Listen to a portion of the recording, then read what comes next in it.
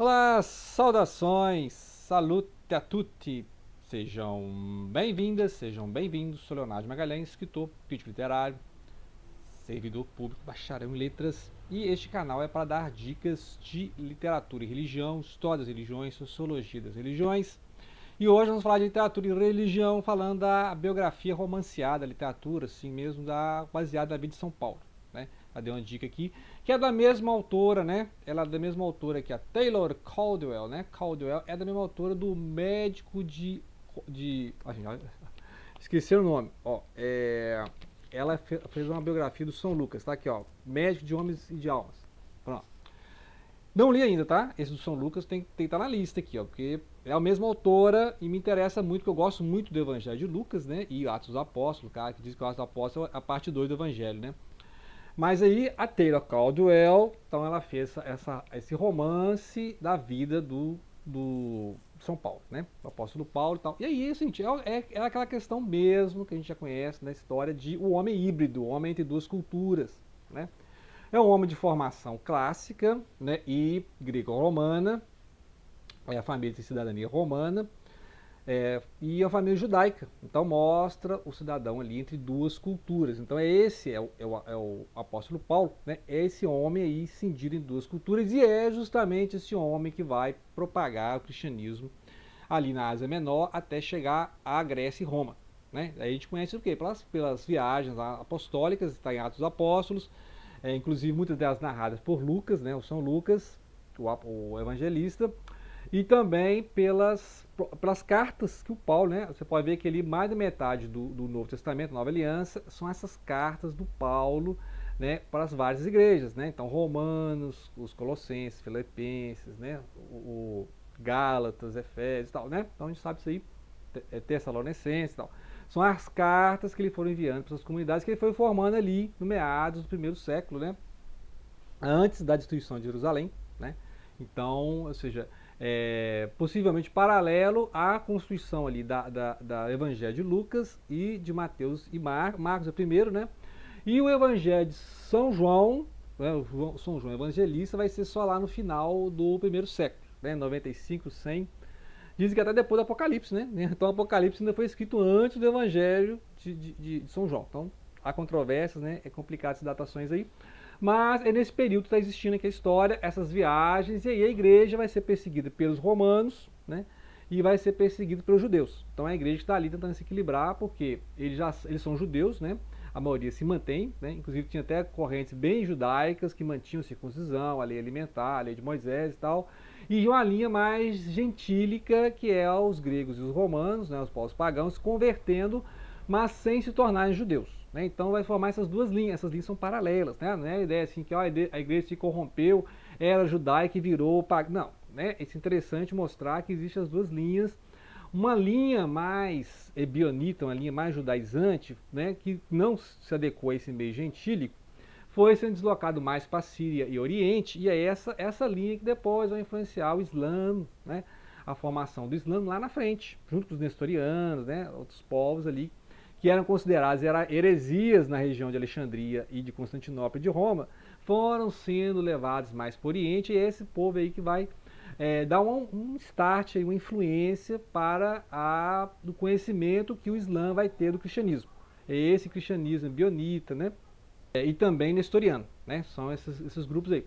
Muito bem, mas eu estou adiantando a história, estou jogando 600 anos para o futuro, mas aqui a ideia é que esses dois grupos existem em paralelo, tanto que tem aqueles grupos que eram, como eu falei, se convertiam direto ao cristianismo, não passavam pelo judaísmo, e aqueles grupos que eram judeus convertidos ao cristianismo. Né? Então eles mantinham certas práticas judaicas, que eles eram judeus, né? Então as práticas judaicas, de oração e tal, só que já aceitavam o Messias, que é Cristo. Né? Messias Cristo, então Jesus já era aceito e então existe correntes até hoje, né, chamado do judaísmo messiânico ou nazareno, que quer resgatar esse judaísmo ali, que é uma transição para o cristianismo. Mas o cristianismo do Paulo é outro. Tanto que os ebionitas não liam essas cartas de Paulo. Né? Então, existiam grupos que só liam ali o Marcos e Mateus, grupos que só liam Mateus e Lucas, né? E grupos que só liam João, né? Tem grupos assim que João surgiu no meio gnóstico ali, né? Então tem várias ligações gnósticas. Tinham vários gnósticos ou neognósticos ali naquela época, né? Porque o gnosticismo é um movimento muito vasto, né? Então tem essas correntes ali que liam o Evangelho de São João. Né? Então, óbvio que interessante isso aí, né? Então essas correntes estavam ali, então a gente não pode falar que existia um cristianismo, né? Até pessoal, o cristianismo primitivo, que é antes de Nicéia, mas, né, interessante, Nicéia, 1700 anos, né? Comemorar esse ano aí, várias palestras sobre o Concílio de Nicéia, né? Foi em 325. Muito bem, mas o pessoal fala assim, olha, até Nicéia, 325, existiu o cristianismo primitivo. Não, existiam os cristianismos primitivos, né? É tudo plural, porque existiam vários ligados. Então, existiam aqueles que Jesus era mais divino, né? Igual umas linhas gnósticas, né? Igual está lá no Evangelho de João, o verbo se fez carne, né? Então é mais ligado ao divino. E aí aquelas linhas mais ebionitas ligadas mais ao Cristo humano, né? Então essas diferenças que tinha aí entre Roma, Alexandria, Constantinopla, etc., que é essas diferenças da cristologia. Então tem vídeo aqui sobre as heresias cristológicas. Então Paulo está no meio de tudo isso, né? Então ele começou então perseguindo, né? Desse livro aqui onde eu estou lendo não chegou ainda, não, mas a gente sabe que o Paulo tem até ministério rolando aí, né? Do Paulo sendo aquele que perseguia os cristãos, ele tinha carta dos saduceus, dos fariseus, ele que é de família farisaica, né? Ele perseguiu os primeiros cristãos, né? Que foram chamados cristãos depois, eram os nazarenos primeiro, né? O povo do peixe, né? Desenhava o peixe e tal, não tinha cruz ainda como símbolo, né? É só Constantino lá, século IV e tal. Mas o Paulo, ele era dessa família farisaica, perseguia os cristãos até que ele se converteu. No caminho de Damasco, ele viu uma luz, nessa luz estava o Cristo, e o Cristo falou para ele, por que você me persegue? Né? E aí ele percebeu que estava perseguindo o Cristo, que ele achava que estava servindo, né? Mas aí ele percebeu que era o Messias, e mesmo não tendo convivido com o Cristo, ele reconheceu e se tornou um apóstolo. Então ele é aquele apóstolo que não conviveu com Cristo, mas é um apóstolo. Né?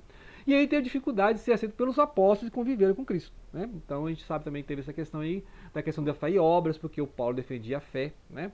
Que não precisava ser judaizante, não precisava ir para o judaísmo para se tornar cristão, enquanto que as correntes de Jerusalém, né? Teve o concílio em Jerusalém, justamente sobre isso, em que enquanto Paulo defendia a fé e não a circuncisão, etc., os judaizantes, né, o pessoal de Jerusalém, os apóstolos realmente que andaram com Cristo, falavam, olha, precisa passar pelo judaísmo, precisa compreender o Deus judaico para depois chegar ao Deus cristão, e insistiam na circuncisão, na lei mosaica, na lei alimentar, né? Inclusive tem até aquele sonho lá do Pedro, né? Antes de Pedro começar a pregar para os gentios, para os romanos, ele viu um lençol branco descendo e falando, olha, cheio de animais que são considerados impuros pela lei mosaica, mata e come. Né? E aí Pedro falou, não posso comer o que é impuro. Mas aí Deus falou assim, como é que você pode chamar de impuro aquele que Deus abençoou? Né? Uma coisa assim. Mostrando que o judaísmo, o cristianismo teria que ir além do judaísmo. Né? Então aí Pedro passou a pregar e pregar para os gentios passaram a receber o Espírito Santo. Né? O Espírito Santo que tinha atuado apenas em Pentecoste, lá com os discípulos, os apóstolos, como a gente viu em Atos dos Apóstolos, né? E depois o Espírito Santo foi transmitido então para os gentios, os romanos, os gregos, etc. Né? E chegou a Roma, e uma das maiores igrejas que tinha é Roma, e daí a carta aos romanos, né? Que é a maior carta do Paulo. E aí essa carta do Romanos é uma base teológica do cristianismo, né? É uma base mesmo assim, teológica, e reverenciada tanto por católicos como protestantes, reformados, etc. Todo mundo reverencia essas cartas do Paulo, principalmente Romanos, e tem uma outra carta, que é a de Hebreus, que alguns consideram de Paulo, mas há controvérsias, né? Que a carta aos Hebreus já mostra uma superioridade do cristianismo em relação ao judaísmo, que é super polêmica, e você vê tentativas de leitura dessa carta pelos judeus messiânicos, porque eles tentam conciliar os evangelhos e Paulo. Olha como complicado, né? Já falou nos vídeos aí sobre comparando o judaísmo e o cristianismo. É complicado porque são teologias diferentes, né? Então, em nenhum momento eles estão falando assim, um é melhor que o outro, até porque isso aqui não é um canal apologético, não estou defendendo uma religião em relação à outra, mas eu expliquei que é complicado, porque, como eu te falei, os ebionitas não liam as cartas de Paulo, então eles só tinham o judaísmo messiânico, certo? Então, agora, como é que você vai fazer o judaísmo messiânico lendo as cartas de Paulo? Porque Paulo não dá tanta referência às obras, né? Enquanto que você vê lá Tiago falava da fé e as obras, e a fé sem obras é morta. Enquanto que Paulo fala a justificação é pela fé, entendeu? Então tem vários grupos hoje que é a total graça, né? Total graça, a graça plena, em que lê Paulo e tudo o resto é judaizante, né? Então a gente tem essas leituras aí na internet, você vê, tem várias pessoas, né? A graça plena. em que só tem a graça divina, só tem a fé, e não interessa as obras, e tudo mais é judaizante. Até batismo é judaizante, né? E no outro oposto, você tem aqueles que vão falar que não importa as obras, né? Em que são esses judaizantes, o judaísmo messiânico, e também a leitura católica. A leitura católica é conciliação de fé e obras, né? Você tem que ter a fé e as obras, né? Então não é que um é melhor que a outra, não. A fé te leva às obras, e não é as obras que vão te salvar, né? Então, por mais que você tenha obras e não tenha fé, né? Então é a conciliação dos dois. Como é que você demonstra sua fé? Pelas obras, né? Você exterioriza, e aí o batismo também é uma declaração pública de fé, né? Então é nesse sentido, tá bom? Agora lembrar que no catolicismo, o batismo é sacramento, né? Então a diferença assim, né? Mas não que o batismo vai te salvar nessas leituras mais da graça plena, por exemplo, né? E uns até falam que o batismo é coisa de judeu, lá o João Batista lá, isso é judaizante, né? Tá interessante como é que é a diferença? E aí o Paulo, né, na segunda metade da leitura aqui, vai mostrar a criação familiar, esse contato com os saduceus, né, que é o povo do templo, com os fariseus, que é o povo que tentava, né, seguir a lei, só que aumentava a lei, ficava tão inflada a lei, que eles não conseguiam cumprir a lei e ficavam julgando as outras pessoas em cumprir a lei. Por isso que Jesus era contra os escribas e fariseus, né? Porque eles incharam tanto a lei mosaica que, inclusive o sábado, que ficou difícil até de cumprir, né? Então eles inflaram tanto a lei que eles não conseguiam, né, deixar as pessoas entrar. Eles não entravam e não deixavam as pessoas entrarem no reino, né? No reino dos céus. E aqui o Paulo ele é criado então nessa filosofia grega, no pensamento grego e também conhecendo lá as entranhas da estrutura romana, porque a família de cidadania romana, ele várias vezes recorre à cidadania romana para se salvar. E ele então pode debater filosofia, igual tem a cena em Atenas, né, que ele vai lá e debate filosofia com o pessoal em Atenas, lá com as escolas da época, né? E ele citando pensadores e poetas gregos, então ele mostra aqui. É claro que a parte inicial, aqui onde eu estou, né, um terço do livro eu já li, é muito romanceado, porque a gente não tem esses dados biográficos, né? E o que a gente tem do Paulo é o que o Lucas falou, é o que o próprio Paulo falou de si mesmo, né? Então a parte que eu li aqui eu achei muito romanceada, muito literatura, boa literatura, inclusive, né? Eu que estudo literatura, trabalho com literatura, então é uma ótima literatura, uma dica de literatura e religião, mas é literatura, porque a gente não tem certeza dessa parte histórica do Paulo. A gente sabe que ele teve um alto conhecimento dessas culturas gregas e romanas, conhece o farisaísmo, né? Era de confiança dos fariseus, por isso que ele tinha as cartas para perseguir os cristãos, mas a gente não sabe exatamente os detalhes de família, como é que era a família dele, se ele tinha irmão ou não, se ele era casado ou não, se ele teve mulher. Sempre tem aquela referência ao espinho na carne, né? Então aqui no livro dá a entender que foi um caso que ele teve com uma escrava, uma coisa assim, né?